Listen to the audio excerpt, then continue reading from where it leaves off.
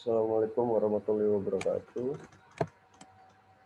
Saya Didi Cakranegara dan bersama teman saya Dian Destriasa ingin menjelaskan Pancasila sebagai dasar negara. Oke, yang pertama, macam-macam landasan pendidikan Pancasila. Yaitu nomor 1, landasan historis, kedua, landasan kultural, ketiga, landasan yuridis, yang keempat, landasan filosofis. Menurut Ir Wijanto dalam bukunya, yaitu berjudul Tahu dan Pengetahuan, syarat ilmiah meliputi berobjek, bermetode, bersistem, dan universal. Pengertian Pancasila. Pancasila secara etimologis, istilah Pancasila berasal dari Sanskerta dari India, bahasa kasta Brahmana. Adapun bahasa rakyat yang biasanya adalah bahasa Terta. Menurut Muhammad Yamin, dalam bahasa Sanskerta, perkataan Pancasila memiliki dua macam arti secara leksikal, yaitu panca yang artinya 5, sila vokal 1 pendek artinya batu sendi, alas atau dasar.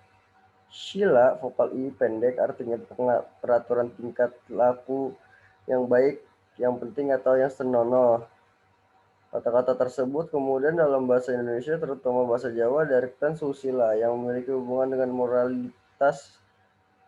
Oleh karena itu, secara etimologis, kata Pancasila yang dimaksud adalah istilah Pancasila dengan vokal I pendek yang memiliki makna leksikal berbatu sendi 5, atau secara harfiah dasar yang memiliki 5 unsur. Adapun istilah Pancasila dengan huruf Dewanagari I bermakna 5 aturan tingkah laku yang penting. Dalam buku Stasoma yang dikarang oleh Imputan Tular, Pancasila ini mempunyai arti 5 kesusilaan, yaitu Pancasila Karma, yaitu tidak boleh melakukan kekerasan, tidak boleh mencuri, tidak boleh berjiwa dengki, tidak boleh berbohong, dan tidak boleh mabuk minuman keras. Pancasila secara historis, perumusan Pancasila sebagai dasar negara Republik Indonesia tidak terlepas dari sejarah perjuangan bangsa Indonesia untuk merebut kemerdekaan pada masa pendudukan Jepang tahun 1942. Awalnya bangsa Indonesia menyambut baik kedatangan Jepang. Rupanya kedatangan Jepang tidak mengubah nasib bangsa ke arah yang lebih baik, bahkan sebaliknya ternyata lebih kejam daripada pemerintah Hindia Belanda. Makanya di daerah-daerah muncul perlawanan terhadap Jepang pada tahun 1943. Posisi Jepang semakin genting karena menghadapi gempuran tentara sekutu. Hal ini dimanfaatkan oleh bangsa Indonesia untuk mendesak Jepang agar bersedia memberikan kemerdekaan kepada bangsa Indonesia. Pada tanggal 7 September 1944, Perdana Menteri Kiyohito menjanjikan kemerdekaan kelak di kemudian hari. Untuk meyakinkan bangsa Indonesia terhadap janji tersebut, dibentuklah BPUPKI, Persiapan Kemerdekaan atau Duktus Jumbi Sokakai, pada 1 Maret 1945.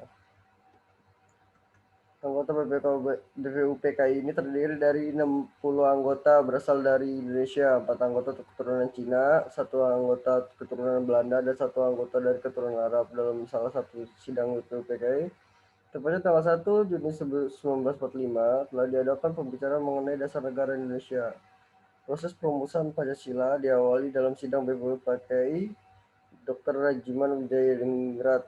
3 pembicara yaitu Muhammad Yamin, Supomo, dan Soekarno.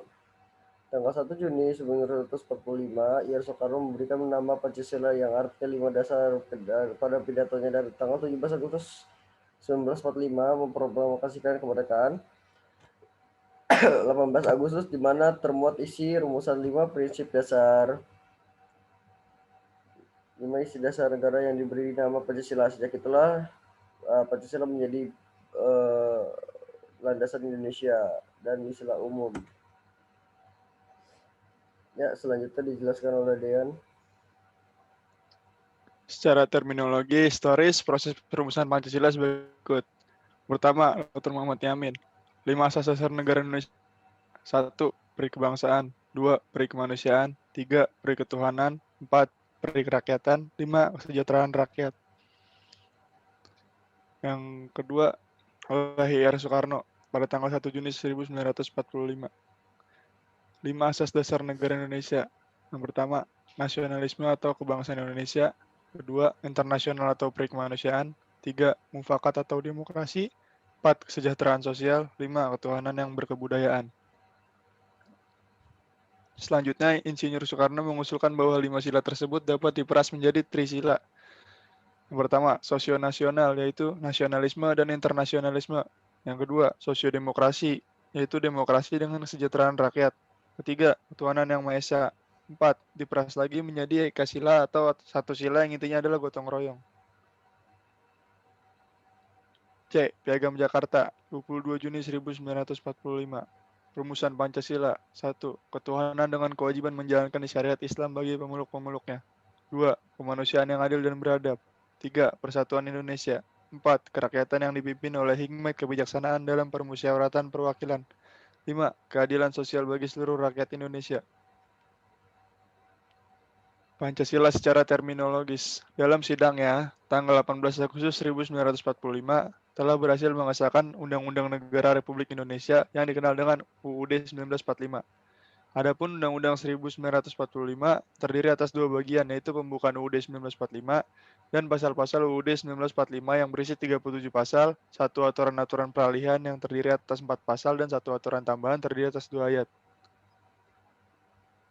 Dalam bagian pembukaan UUD 1945 yang terdiri atas 4 alinea tersebut tercantum rumusan Pancasila sebagai berikut. 1. Tuhanan yang Maha Esa.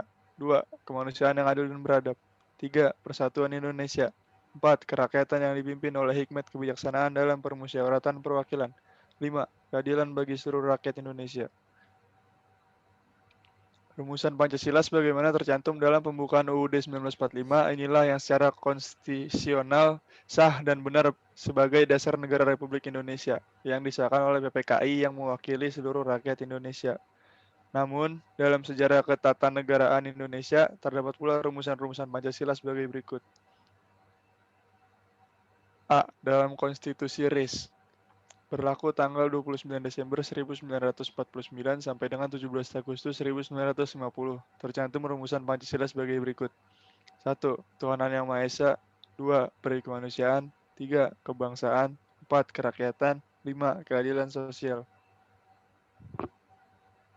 B. Dalam UUD. Undang-Undang Dasar 1950 berlaku mulai tanggal 17 Agustus 1950 sampai dengan 5 Juli 1959. Rumusan Pancasila yang tercantum dalam Konstitusi RIS sebagai berikut. 1. Ketuhanan yang Maha Esa. 2. Peri kemanusiaan. 3. Kebangsaan. 4. Kerakyatan. 5. Keadilan sosial. Sekian, terima kasih dari saya, Dendi Triasa, dan juga teman saya, Denis Cakranegara.